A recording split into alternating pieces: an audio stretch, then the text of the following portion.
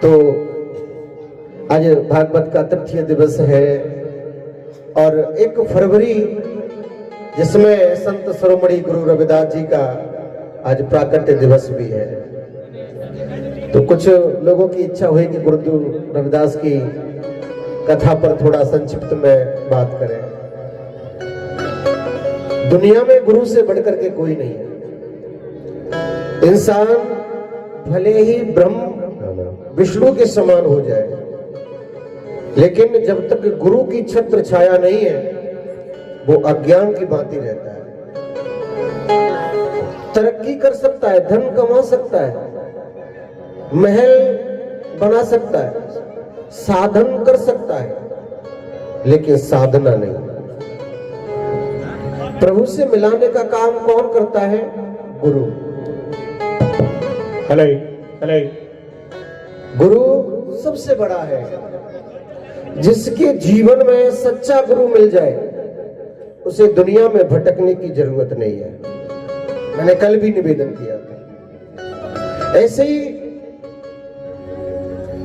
जो भक्ति है या भगवान जो कृपा करते हैं वो धनवान और गरीब या जाति ऊंच नीच देख करके नहीं। हमारे ब्रज में एक कहावत है, हरि को भजै सो हरि को होई। जात पात देखे नहीं कोई, हरि को भजै सो हरि को होई। लेकिन ये मान लीजिए हमारे जीवन के जो पूर्व संस्कार है ना, परमात्मा अपने भक्त पर बहुत कृपा करता है। अब कथा में सुनेंगे। रविदास जी के पिता का नाम है रघु और मां का नाम है घुरविनिया। वाराणसी के गोवर्धनपुर में गांव में इनका जन्म हुआ 1371 में। लेकिन पूर्व जन्म की बड़ी सुंदर कथा आती है। पूर्व जन्म में आचार्य रामानंदाचार्य के शिष्य थे जो ब्रह्मचारी थे। रविदास जी पहले जन्म में एक ब्रह्मचारी ब्राह्मण थे जो अपनी गुरु की सेवा करते थे। गुरुजी का ये आदेश था कि हम जो भोजन खाएंगे वो किसी वैष्णव के यहाँ से मिला हुआ कच्चा आटा दाल उसका ही भोग लगाएंगे। यानी वैष्णव होना चाहिए। वैष्णव का मतलब ब्राह्मण नहीं, यानी गुरु दीक्षा लिए हुआ होना चाहिए, निवरा नहीं होना चाहिए। उसे वैष्णव कहते हैं। नीच अधम व्यक्ति जो वैष्णव न हो उसके घर से भिक्षा मत लेना। अब ब्रह्मचारी विवाह नहीं किया तो गुरु भी उन्हें पुकारते थे ब्रह्मचारी के नाम से। ब्रह्मचारी ये काम कर ले, ब्रह्मचारी ये काम कर ले। गुरु की बहुत सेवा करते हैं। गुरुजी नगर में जाते हैं, ब्रह्मचारी जी भिक्षा लेकर के वैष्णवों के घर से जो मिलता है उसका ला करके भोग बनाते हैं और ठाकुर जी को भोग लगाते हैं। लेकिन उसी बाजार में एक वणिया रहता था जिसकी किराना की दुकान थी। जब वो ब्रह्मचारी भिक्षा लेकर के आते थे तो वो वणिया पुकारता था, अरे ब्रह्मचारी थोड़ा सा भिक्षा हमारे यहां से भी ले जाओ, हमारे यहां से भी ले जाओ, दाल ले जाओ, घी ले जाओ, जो चाहिए वो ले जाओ, गुरु की सेवा में लगा देना। लेकिन ब्रह्मचारी ने मना कर दिया, भैया गुरु का आदेश नहीं है, मैं केवल वैष्णव लोगों के यहां से लूंगा भिक्षा। इसलिए जीवन में गुरु होना बहुत जरूरी है। जिसके जीवन में गुरु नहीं है वो भगवान कितनी भजन कर ले लेकिन भगवान की कृपा बरसने वाली नहीं है। जैसे मकान की दीवारें कितनी भी ऊंची खड़ी कर दो लेकिन जब तक उस पर छत नहीं है तो पानी रुकने वाला नहीं है, भीग जाओगे। ऐसे भक्ति कितनी प्रबल हो जाए तुम्हारी, लेकिन बिना गुरु के भक्ति परमात्मा का दर्शन नहीं है, मुक्ति नहीं मिलेगी। एक दिन ब्रह्मचारी जी उसी शहर में भिक्षा लेने के लिए गए और भिक्षा लेने के लिए गए तो बरसात होने लगी और जैसे ही लौट के आए तो उसी बनिया के किराना पर खड़े हो गए। बरसात हो रही है, ओला पड़ रहा है। बनिया ने सोचा कि आज तो ब्रह्मचारी फंस गए, भिक्षा नहीं मिला और गुरुजी को तो भिक्षा खिलाना ही है, आज तो कहां जाएंगे। ब्रह्मचारी से बोला, अरे ब्रह्मचारी आज तो आटा दाल ले लो, आज तो आटा दाल ले लो। ब्रह्मचारी कुछ देर के लिए मौन रहे।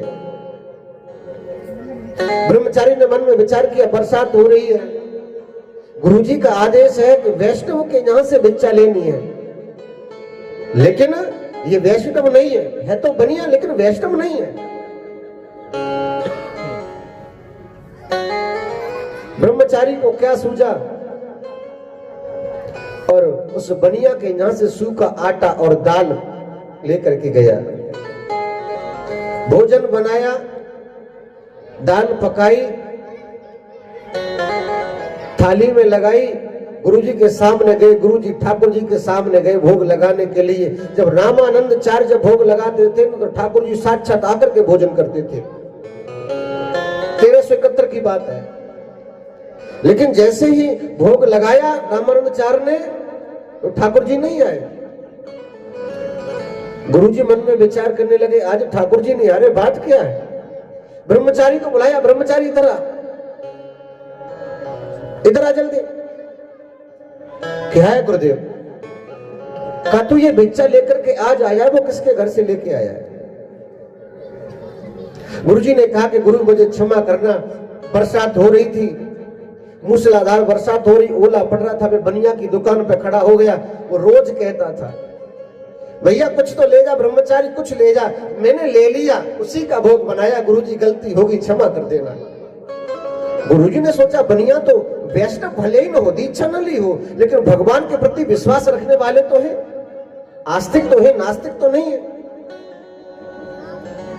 फिर भगवान क्यों नहीं प्राकट हुए, भगवान ने भोग क्यों नहीं लगाया? और जैसे ही रामानंद चार्य ने आंखें बंद करके देखा तो जो भोग लेकर के आया था वो भोग बनिया के यहाँ नहीं था, जो उसी काशी वाराणसी में गोवर्धनपुरा में जो रक्कू रहते थे, जो चमड़कार थे, जो चमड़ा का काम करते थे, उनके कोई घर में संतान नहीं थी। तो किसी ब्राह्मण ने बता दिया कि तुम्हारे घर में संतान हो जाएगी, लेकिन गुरु रामानंद को अगर तुम कुछ भिक्षा दे दो और वो आशीर्वाद दे दे तो जरूर घर में संतान हो जाएगी। अब छोटी जात के यहां से हाथ से कौन भिक्षा लेगा?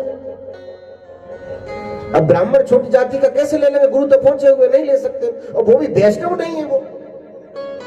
तो उन्होंने बनिया के यहाँ पर आटा दाल दे गए का प्रभु कैसे भी करके ये गुरु रामानंद चार्य के यहाँ पहुंचा दे।